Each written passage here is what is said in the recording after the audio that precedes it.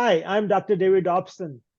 Welcome to Conversations. Today, my guest is Dr. Sona Klucarova. Sona is an assistant professor of marketing at the University of Nebraska at Omaha. She received her PhD from University of Central Florida. Today, we will discuss her doctoral research on status consumption and charitable donations. Welcome to the show, Sona.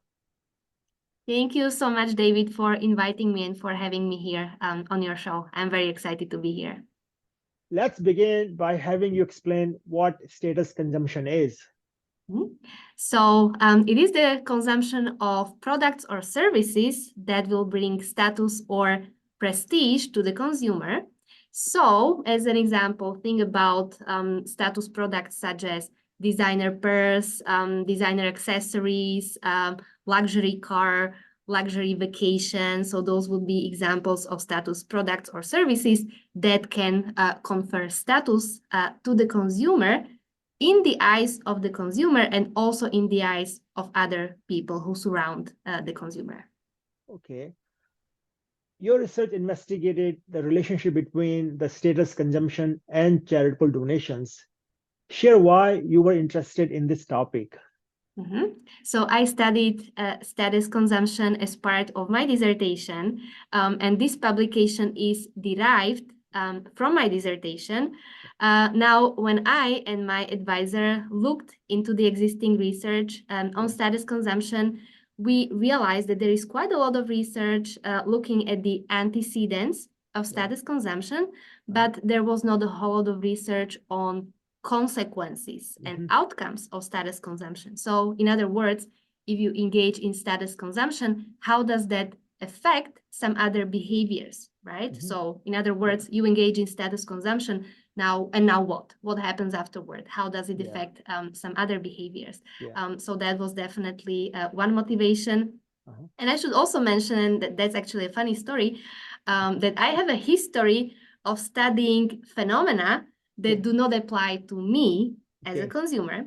So, for example, I do not consider myself a status consumer. I'm not really, interested in buying like some designer purses or designer accessories or to drive a luxury car. It's something that applies more to other people rather than myself. And I think that's also true for some other topics that I study. For example, I study influencer marketing, and I'm not even on Instagram, right? And then in one of my other projects, I studied a phenomenon called oversharing, which refers to excessive sharing of information about and photos of one's child or children on social media. And I'm somebody who would never engage in that. So I would never post even one picture of my child on social media. So that's, just as a side note. Interesting. So what is the connection between status consumption and charitable donations? So based on our findings, people who engage in status consumption have a greater intention to donate to a charitable cause, and also they tend to donate a greater amount of money than those who engage in non-status consumption. At the same time, we also identified a couple of boundary conditions to this effect, right? So this effect can be stronger, can be weaker, so it does not, happen universally. There are certainly certain boundary conditions to it, and we identified 3 of them. So one was called consumption status. So we look at consumption versus non-consumption, and we show in our research that this effect only applies if you consume status product and not if you simply own it. So if you only own it but do not consume it, the effect is not there.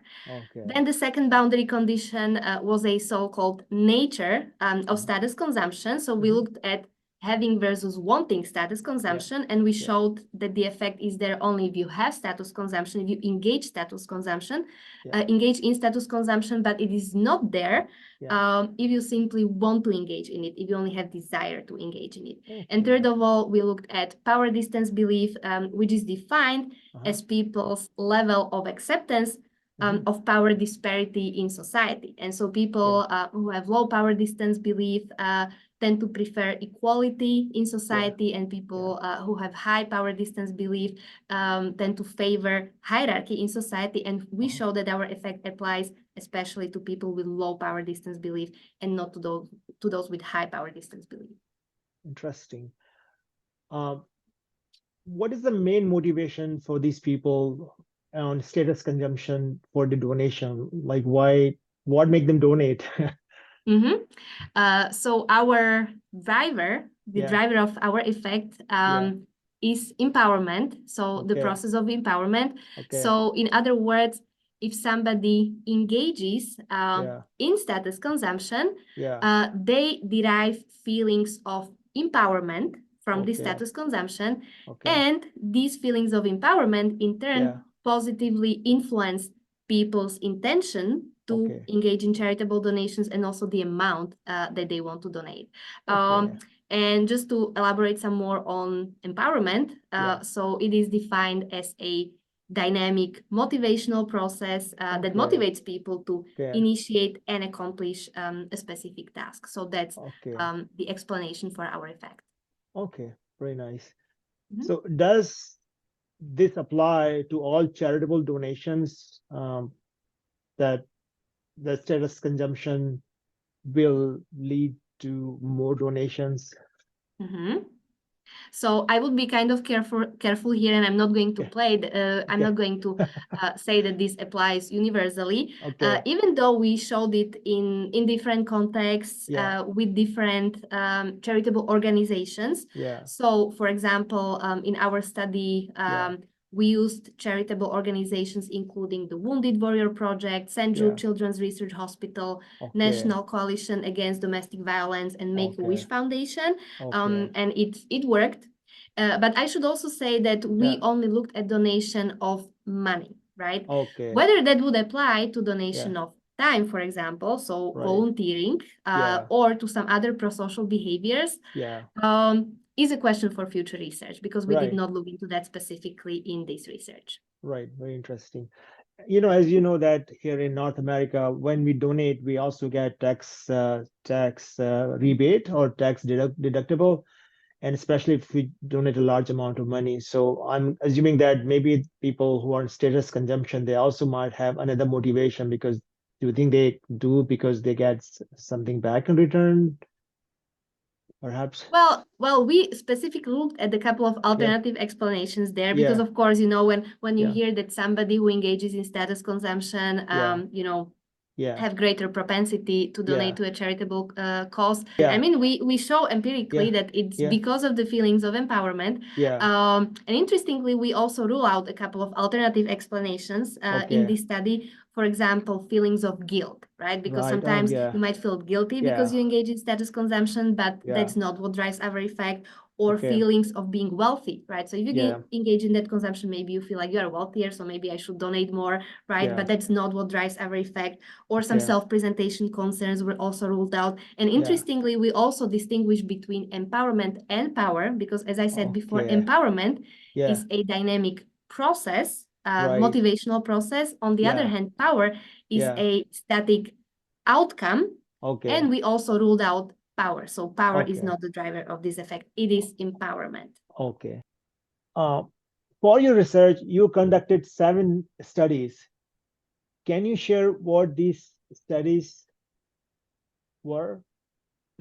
Absolutely. So we conducted studies and we recruited participants through Amazon Mechanical Turk. We also recruited participants from MTurk through Cloud Research.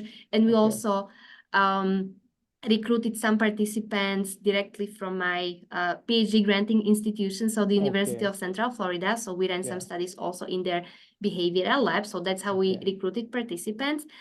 When it comes to studies themselves, well, we conducted a total of 7 studies. So I'm not going to go through all of them because we would be here forever. But maybe I can talk about like 1 or 2 studies. Yeah, that'd be great. So the listeners can get a better idea of like how we conducted these studies and what they involved. So for example, in study 1, we used a party scenario to manipulate status versus non-status consumption. So participants imagined coming to a party on a Friday night, and in the status consumption condition, They Yeah. arrived at this party in a limousine. Oh, They nice. were wearing a designer outfit and designer accessories. And in the Yeah. non-status consumption, it was again a party, but they arrived at this party in a compact car, Okay. wearing non-designer outfit and non-designer accessories. And they Okay. were randomly assigned to one of these two conditions. Interesting. And then, on the next Yeah. screen, we Yeah. continued by telling them that there is a fundraiser Yeah. held at the party that would Okay. benefit Wounded Warrior Project, and they were asked two questions. So first of all, what is your donation intention? So how likely would you be to donate to this Yeah. fundraiser on a Yeah. scale from 1 to 7? So 1 very unlikely, 7 very likely. And then the other question was also about the donation amount. So on a scale from like $0 to $50, how much would you want to donate, right? And then we also measured a couple of other demographic variables, and then the results confirmed our hypothesis that in fact those who were randomly assigned to a status consumption condition were more likely to donate and also were willing to donate more. Right. If you give me a moment, I'll also describe study 2, which was a little course. different. So here we also used a scenario, but it was a different scenario. So participants imagined attending an important business meeting, and in the status consumption condition, they were wearing designer outfit and designer watch, and they were taking notes using an executive pen. In the non-status consumption condition, they were wearing a non-designer outfit, non-designer watch, and they were using a ballpoint pen.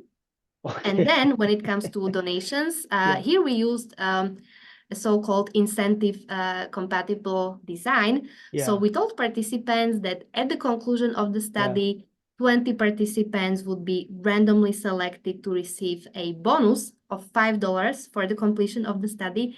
And they would be given an opportunity to donate any portion of that bonus to St. Jude Children's Research Hospital. And so our dependent variable here was their intended donation amount if they were selected, right? And what was nice about this study is that we really, at the end of the study, randomly picked 20 participants, and we looked at their intended donation amounts, and then we would forward that money to St. Jude. I think it was a little over $60 that we fundraised through this study for St. Jude. And then there was some other variables that we measured. So of course, empowerment was one of them. So we used an existing scale for that. We also measured some alternative explanations, like I mentioned before. So power, guilt, feelings of being wealthy, etc. And then again, the results confirmed our hypotheses. Very nice.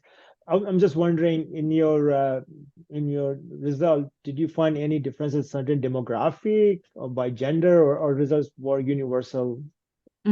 I believe we did not. I think we tested for those in the first study, right, where we included those as covariates. So like, gender, age, we also look at income. None of those really, stood out. would take away the effect that we had. So our effect was robust, to all of these different covariates. Okay, very nice. So what are some practical implications of your research to charitable organizations? Right, so that's a great question. So based on our findings, I would say that charitable organizations should team up with companies selling status products to jointly promote pro-social causes. And also, it might be a good idea for charitable organizations to position their charitable booth in the proximity of status consumers. So, for example, in the proximity of country clubs or high-end restaurants, or some luxury boutique stores. Right. Yeah.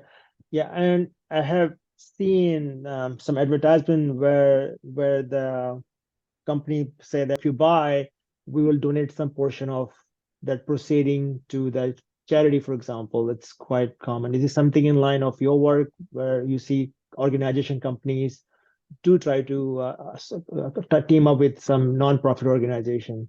Yes, and our research just supports that. Is really showing that that's what they should be doing. Especially companies that focus on selling status or luxury products. So absolutely, those will be great partnerships. And those are great partnerships. It's great. Sona, what is your advice for future research on this topic? So as I said before, in this particular project, we only looked at the donation of money, right?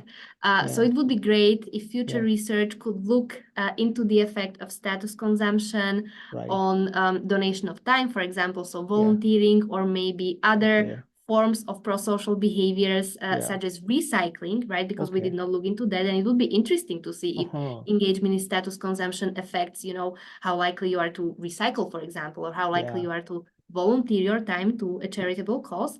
Yeah. And also in my research, in our research, Yeah. we identified 3 different boundary conditions to this effect. Okay. But of course, there may be many other boundary conditions to this effect. So I would suggest that future research, you know, look into this and maybe, you know, future projects, future research projects should look into additional boundary conditions to this positive effect of status consumption on charitable donations.